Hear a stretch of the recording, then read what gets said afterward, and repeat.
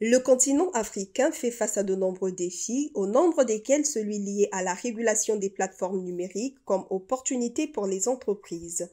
Cette problématique a été au cœur des discussions ce 15 mai au Salon OSIAN, où universitaires, experts, chefs d'entreprise et responsables des administrations publiques, à l'instar de la DGFEN, ont partagé leurs connaissances sur la question en invitant les décideurs à l'action afin de bâtir une Afrique solide à des solutions globales.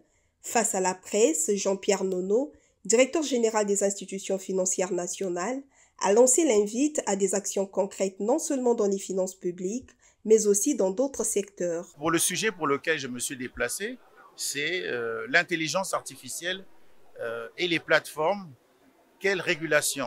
Donc c'est un sujet qui est pertinent, très intéressant, qui nous permet de comprendre les enjeux de demain, les enjeux futurs concernant les plateformes et l'intelligence artificielle et surtout notre appréhension vis-à-vis du Congo.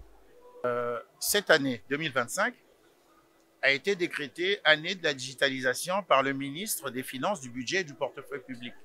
Donc, nous faisons partie de ces directions générales qui sont en phase de digitalisation via des plateformes. Donc, la DGFN est en train de se doter d'une plateforme qui va permettre de rendre fluide l'intervention vis-à-vis de nos tiers et l'intervention en interne. Donc, une certaine cohérence dans le travail et une certaine efficacité. Donc, les plateformes sont déjà une réalité au Congo, mais encore plus pour l'État et en particulier pour la DGIFN.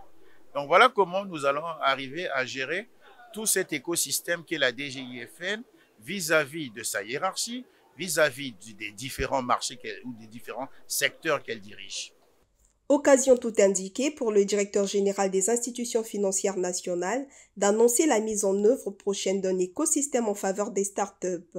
Il a également salué la bonne organisation du Salon OSIAN qui chaque année permet à tous les acteurs de tirer profit des enjeux, défis et opportunités à l'ère du numérique. Je suis doublement fier d'avoir constaté qu'au Congo, il y ait des élites très jeunes qui ont compris très tôt l'intérêt de mettre en place des services numériques et qui ont compris qu'il y a de la performance financière à l'intérieur de ces services.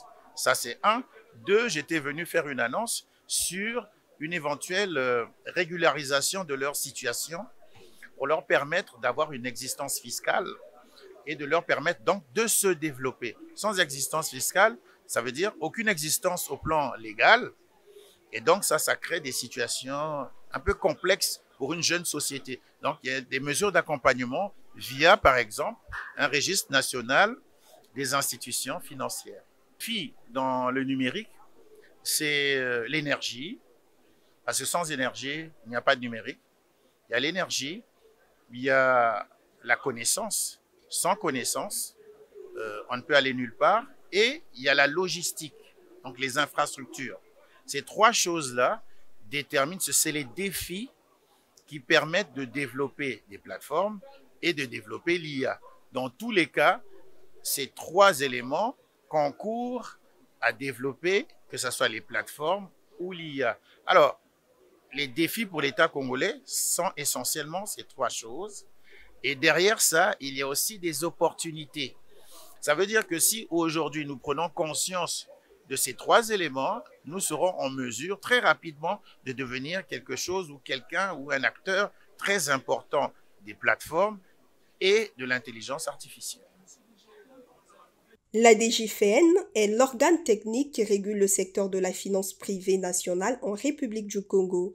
Grâce au leadership éclairé de son directeur général Jean-Pierre Nono, elle s'engage à offrir de meilleurs services d'intérêt général.